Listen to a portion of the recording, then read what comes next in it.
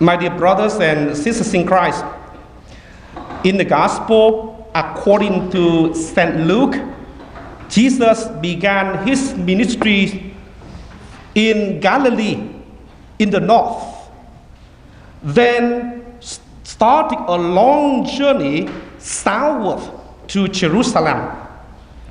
On that journey, people follow him in big crowds. They follow him wherever he went. When Jesus spoke about the self-centered rich people who refused to follow him, the crowd cheered him on. When Jesus criticized the Pharisees, when he called them the painted tombs that looked great on the outside but were rotten inside, the people loved it. When Jesus spoke out against the legalistic, nitpicking scribes, they thought he was great. But today, he stopped. He turned around and faced the crowds. Not the rich, not the scribes or Pharisees, but the crowds who came along. And Jesus said, "Now, what about you? Are you ready to follow me? Are you willing to carry a cross?"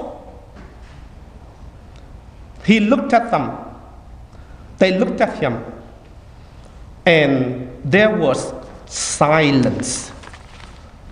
And for many people today, there is silence too. They do not say no, and they do not say yes. For them, that silence can last for years. Why? It is because people would follow Jesus without a cross, without personal cost, without sacrifice. It is unfortunate for these people because God always counts crosses. Someone has reflected with a poem like this: "I counted dollars while God counted crosses.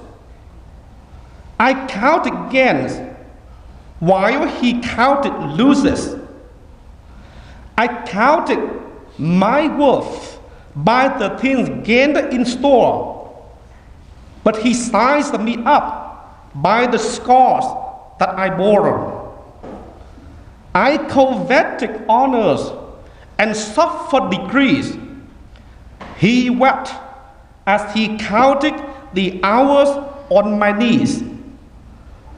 And I never knew till one day at the grave how vain are these things that we spend life to save." God only counts cross because it's the proving ground for our discipleship. Is it where we show our fidelity, our loyalty to Christ. It is obviously not a wooden cross like that of Calvary, but it can be the cross of a family problem, an illness, a troubled person at work. However, every cross is unique. Our cross is like our fingerprint. No two are the same. People may have the same illness, but the pain is experienced differently. Carrying our cross is our way, our unique, our very personal way of showing our fidelity to the Lord. So the cross is part of every Christian life. We can either stare at the cross of our life, complain about it, curse it, or deny it, or follow Jesus by carrying it as faithfully as we can. Each of us has a cross. Our generation has its cross. The church in every age has its cross. But we need to remember, commenting and talking about the cross does not bring salvation. Carrying it as the faithful Christians does. Brothers and sisters, carry your cross patiently and with perfect submission. And in the end, it will carry you. Amen.